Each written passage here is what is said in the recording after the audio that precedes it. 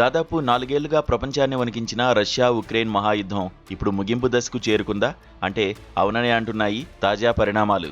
వేలాది మంది ప్రాణాలను బలిగొని ప్రపంచ ఆర్థిక వ్యవస్థను అతలాకుతలం చేసిన ఈ సుదీర్ఘ పోరుపై రష్యా అధ్యక్షుడు వ్లాదిమిర్ పుతిన్ కీలక వ్యాఖ్యలు చేశారు.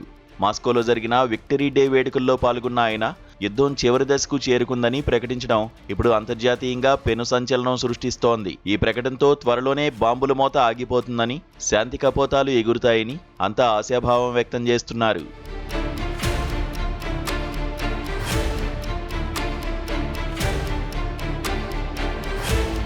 2022 ఫిబ్రవరిలో మొదలైన ఈ ఘర్షణపై పుతిన్ ఇంత సానుకూలంగా స్పందించడం ఇదే మొదటిసారి.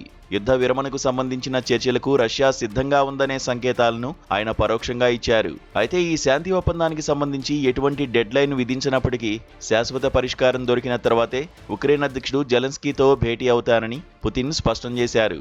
మధ్యవర్తిత్వం వహిస్తున్న దేశాల ప్రయత్నాలు ఫలించి రష్యా తన పట్టు వీడితే యూరోప్లో దశాబ్దాల కాలపు అతిపెద్ద మానవతా సంక్షోభానికి తెరపడనుంది. పుతిన్ ఈ ప్రకటన చేయడానికి సరిగ్గా ఒక్కరోజు ముందే అమెరికా అధ్యక్షుడు డొనాల్డ్ ట్రంప్ ఒక కీలక విషయాన్ని వెల్లడించారు. తన విజ్ఞప్తి మేరకు రష్యా, ఉక్రెయిన్ దేశాలు 3 రోజుల పాటు కాల్పుల విరమణకు అంగీకరించాయని ఆయన తెలిపారు.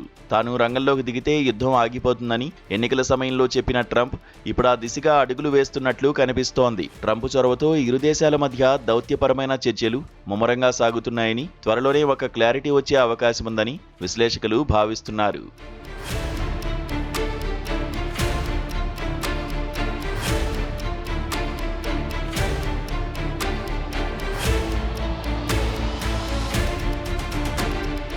సాధారణంగా రష్యా విక్టరీ డే అంటే రెడ్ స్క్వేర్పై భారీ ట్యాంకులు, మిసైళ్లతో రష్యా తన సైనిక శక్తిని ప్రదర్శిస్తుంది.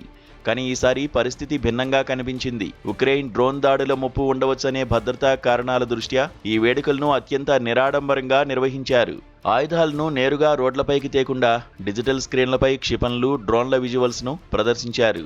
రష్యా సైనికులతో పాటు ఉత్తర కొరియా బలగాలు కూడా ఈ పరేడ్లో పాల్గొనడం మారుతున్న అంతర్జాతీయ సమీకరణాలకు అద్దం పడుతోంది. కాగా పుతిన్ మాటలు వెనుక ఉన్నది నిజమైన శాంతికాంక్షేనా లేక యుద్ధతంత్రమా అన్నది కాలమే నిర్ణయించాలి.